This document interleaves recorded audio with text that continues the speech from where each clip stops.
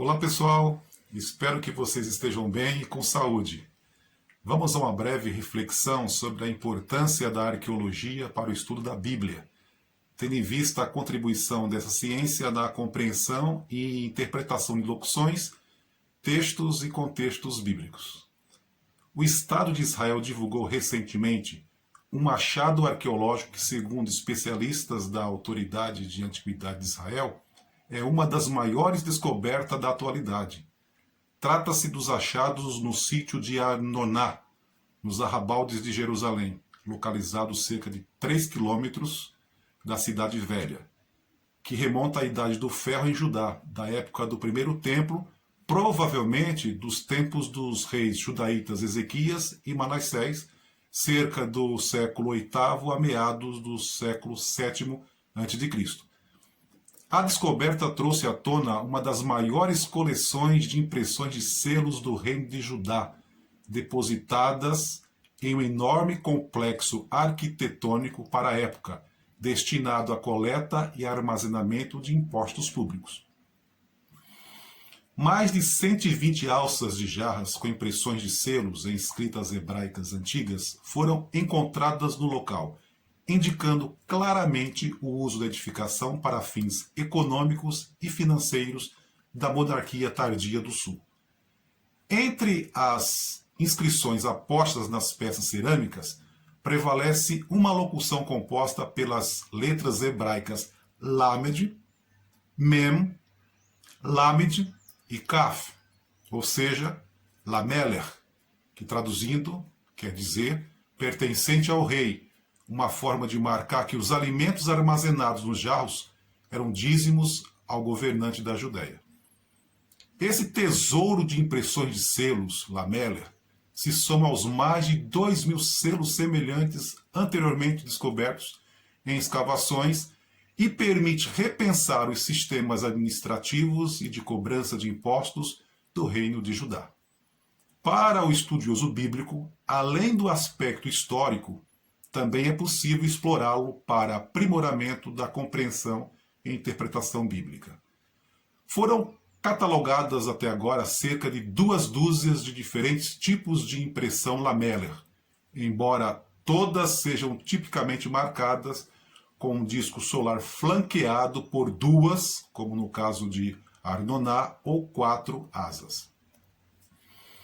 Normalmente a antiga inscrição hebraica lameller aparece acima do disco solar.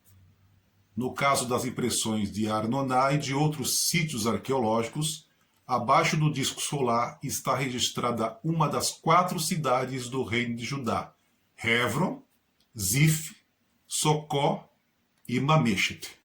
De acordo com o professor Yuval Barur, arqueólogo do distrito de Jerusalém da Autoridade de Antiguidade de Israel, as descobertas arqueológicas em Arnoná identificam o local como chave, o mais importante na história dos dias finais do Reino de Judá e do retorno a Sião, décadas após a destruição do reino.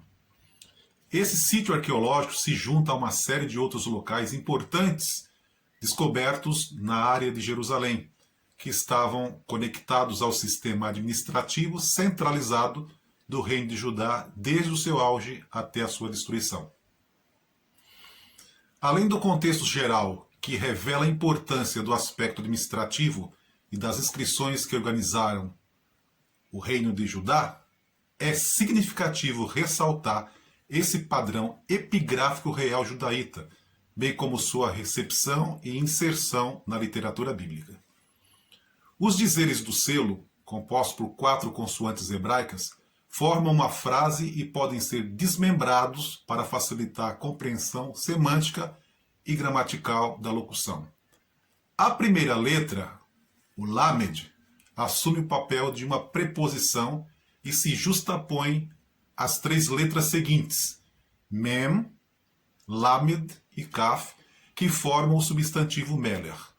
As múltiplas funções gramaticais assumidas pelo Lamed, dentre as quais preposição, numeral e outros, identificam a riqueza semântica desta letra desde as suas origens, cuja forma pictográfica alude a um cajado de pastor.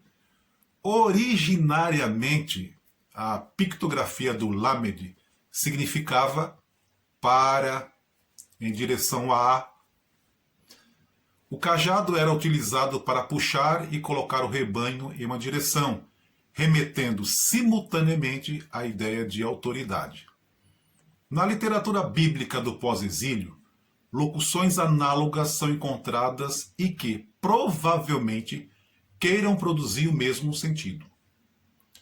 Nas composições dos Salmos, a letra Lamed também é justaposta a alguns substantivos próprios, o nome de pessoas, formando locuções que transmitem ideia de autoria, como, por exemplo, os salmos que são tratados como os de Asaf, do rei Davi, dos filhos de Corá e de Salomão.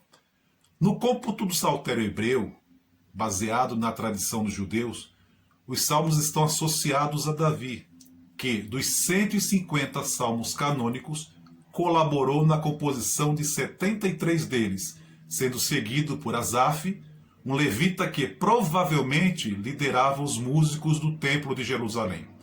Alguns salmos são anônimos e nem todos compunham os cânticos. Outros provavelmente foram compostos por poetas não israelitas, como Heman e Etan.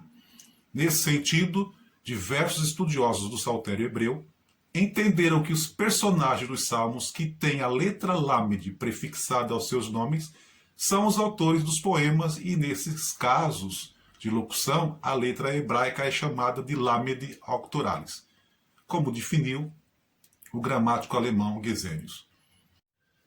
Todavia, é preciso cautela na generalização da ideia de autoria propagada por Gesenius e sua escola, principalmente se tratando de antologias poéticas do saltério hebreu. As inscrições atestadas nas descobertas de Arnoná trazem à baila uma outra possibilidade de interpretação para o Lamed Octoralis de Gesenius. De acordo com os entendimentos dos arqueólogos que confirmaram os achados, a inscrição Lameler, vertida ao vernáculo, significa pertencente ao rei, e não necessariamente indica que o rei seja o ceramista e, consequentemente, o criador das estampas deixadas dos jarros. Embora alguns poemas do saltério hebreu apresentem em seu cabeçalho um personagem, esse registro não remete obrigatoriamente à autoria. Observa-se que a partícula le, formada pelo lamed, presente na epígrafe da maioria dos salmos, seguida do nome de seu personagem, não implica necessariamente um por autoral e poderia, pelo contrário, indicar a maneira de, segundo o padrão de, ou às vezes para uso de.